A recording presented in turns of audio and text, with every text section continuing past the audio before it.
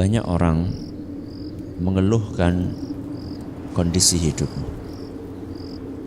Banyak orang merasa, kenapa kok urusan saya serba sulit, serba telat, rezeki telat, jodoh telat, ngaji telat, semuanya serba telat.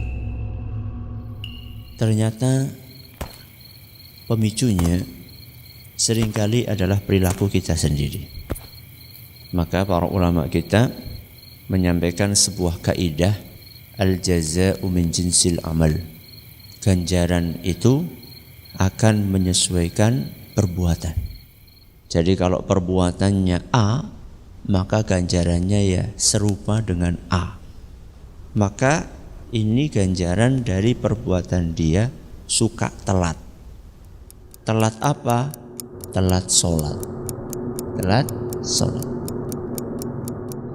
Rasulullah sallallahu alaihi wasallam dalam sebuah hadis dari Abu Sa'id Al-Khudri radhiyallahu anhu, beliau berkata bahwasanya Rasulullah sallallahu alaihi wasallam pernah melihat sebagian sahabatnya ini telat. Telat ngapain? Telat sholat. Telat sholat ini bisa telat sama sekali atau enggak ngisi shaf yang pertama dulu.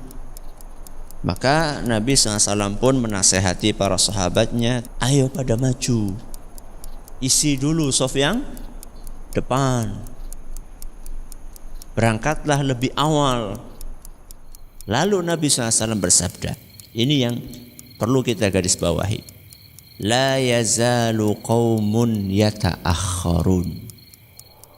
Ketika ada orang biasa telat sholat, hatta yuakhirahumullah, orang tersebut akan dibikin Allah telat.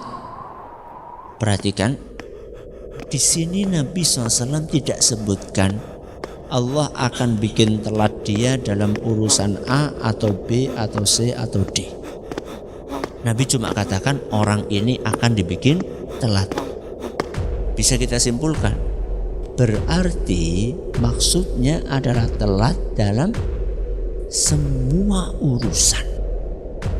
Siapa yang biasa menunda-nunda waktu sholat, maka oleh Allah akan ditunda seluruh urusannya.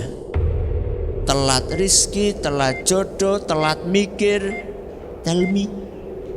Maka kita harus koreksi, kenapa kok bisa seperti ini? Bisa jadi itu dipicu dari kebiasaan kita suka nunda-nunda sholat. Itu baru efek buruk di mana? Di dunia. Dan itu tidak seberapa dengan efek buruk di akhirat.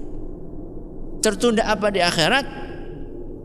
Kata Nabi SAW dalam hadis yang diriwayatkan oleh Imam Abu Dawud, ketika ada orang biasa mundur-mundur dari shaf pertama, tidak bersegera untuk memenuhi shaf pertama, maka Allah akan jadikan dia telat keluar dari neraka. Gasiknya kita berangkat ke masjid itu akan berefek kepada gasiknya kita masuk surga. Dan telatnya kita berangkat sholat akan berefek kepada telatnya kita masuk ke surga. Jadi bukan ringan masalahnya, berhubungan dengan nasib kita di dunia dan di akhirat.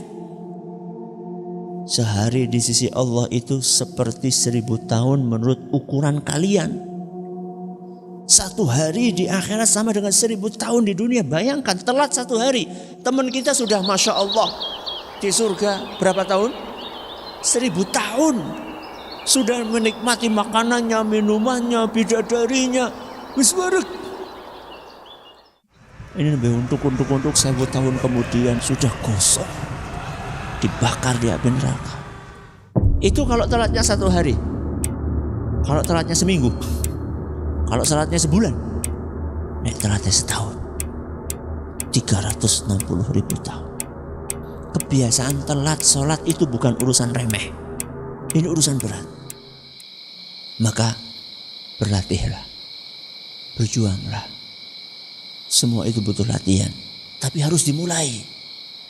Jadi jangan alasan ini masih proses Ustaz. Pirang tahun boleh proses. Ini prosesnya harus dilatih, harus diusahakan. Maka ayo perbaiki. Jangan sampai gara-gara telat yang satu ini akhirnya jadi telat segalanya.